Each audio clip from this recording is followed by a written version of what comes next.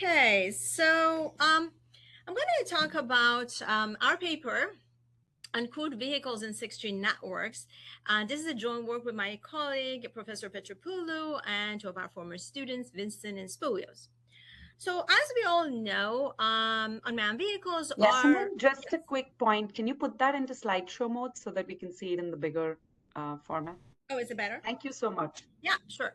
So as we all know, unmanned vehicles are expected to play a key role in 6G ecosystem to extend the connectivity of ground vehicles or to provide connectivity when other forms are failing.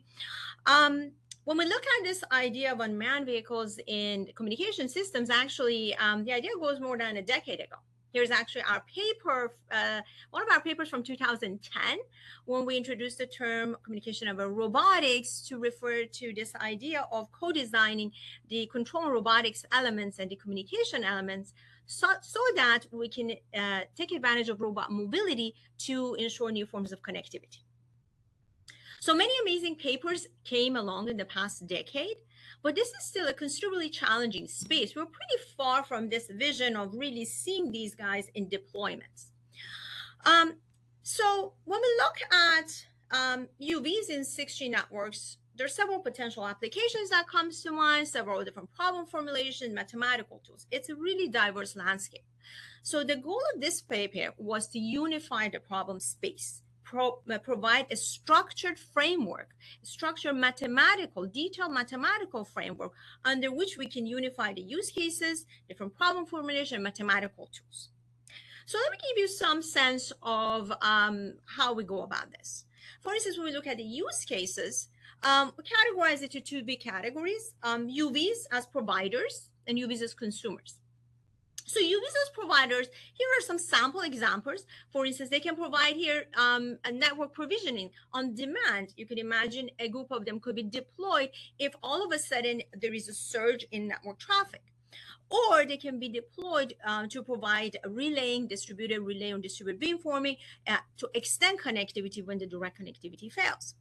Also, they can help connected isolated areas. And also, obviously, they can take part as part of integrated sensing communication. Their mobility in particular, as we've shown in past work, are in particular useful to enable basically good views for sensing.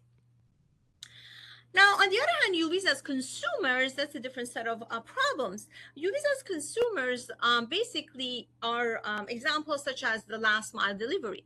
We're seeing more and more UVs being unmanned vehicles or being deployed to provide a service for us, a non-communication service, for instance, the last mile delivery or package delivery.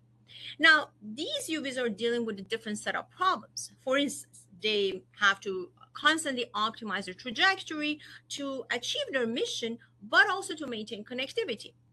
Or we may deploy them to interface with IoT devices. And so they have to go around, plan their trajectories, collect the data, and also communicate possibly to a remote station. And so this also co-optimization of trajectory and data transfer become very important. And also because they have their mobility, there's also, they can go actively to positions better for connectivity. So this idea of predicting and planning to find better connected spots also becomes relevant. So the paper considers several umbrellas of categories like this, and underneath each develops a detailed mathematical framework that nicely unifies that space. Of course, in doing so, part of it is it provides a comprehensive treatment of channel modeling as well as vehicle modeling for operation of UV in this landscape. Also, another piece, as I mentioned, is channel learning and prediction. When we talk about using UVs, we can exploit their mobility to go to places for better for connectivity.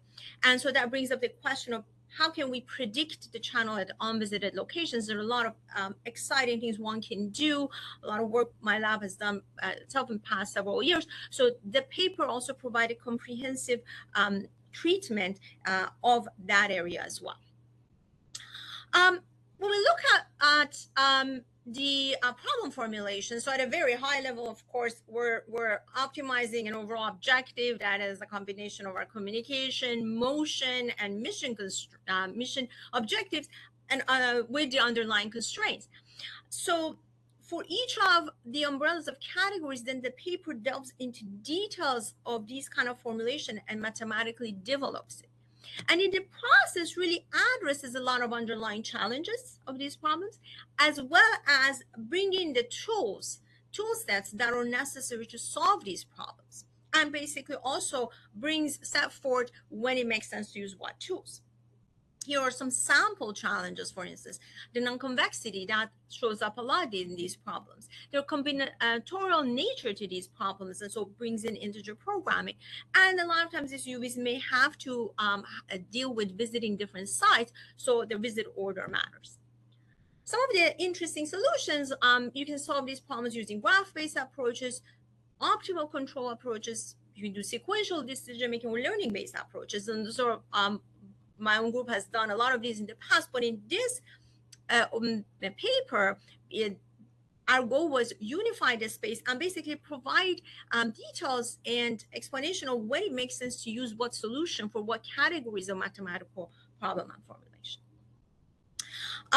Of course, as part of the paper also, we did a big review of all the sample works in this space that has addressed one specific sample problem in this domain, and how do they fit over this basically over overarching umbrella, and how are they related to each other, and how are the tools and formulation of one problem relate to another formulation in this space.